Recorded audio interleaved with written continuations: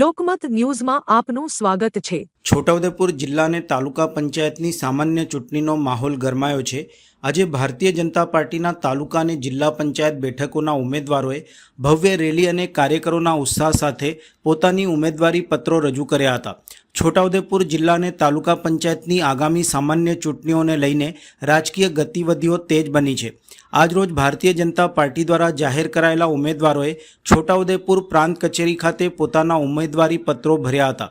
આ પ્રસંગે ભાજપના દિગ્ગજ નેતાઓ, હોદ્દેદારો, કાર્યકરો અને સમર્થકો ખૂબ જ મોટી સંખ્યામાં ઉપસ્થિત રહ્યા હતા।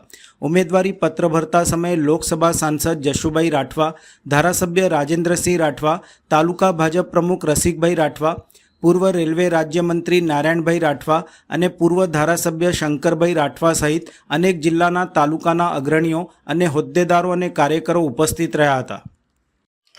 આજે મને ભારતીય જનતા પાર્ટીએ મારા નામની મેન્ડેટ આપ્યું છે એ લઈને આજે મારા સમર્થકો સાથે હું કલેક્ટર કચેરી ખાતે આજે ફોર્મ ભર્યું।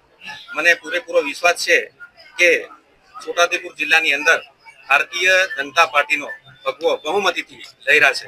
32 માંથી એક માત્ર તમને રિપીટ કરવામાં આવ્યા છે, એ બાબતે શું કહેશો?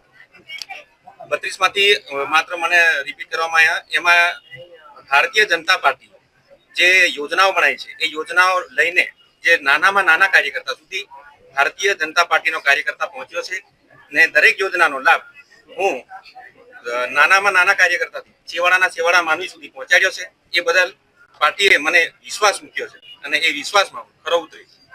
આરોગ્ય સમિતિના ચેરમેન હતા કઈ ચૂંટણીમાં હતા, જે જિલ્લા પંચાયત જીત્યા હતા, આ વખતે હવે શું?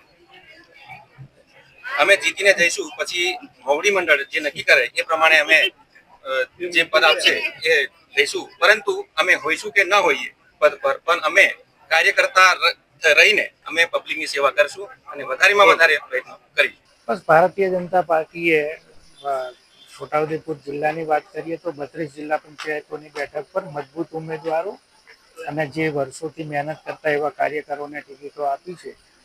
મને શ્રદ્ધાને વિશ્વાસ છે કે છોટાઉદેપુર જિલ્લાની અંદર ખૂબ બહુમતીથી ભારતીય જનતા પાર્ટી વિજયી થશે। અત્યારે 31 જિલ્લા પંચાયતો હતી તો રિપીટ થયું લાગે? 100% મને પૂર્ણ વિશ્વાસ છે કે અમે એટલી બેઠકો મેળવીશું। કયા મુદ્દા સાથે જનતા સમક્ષ?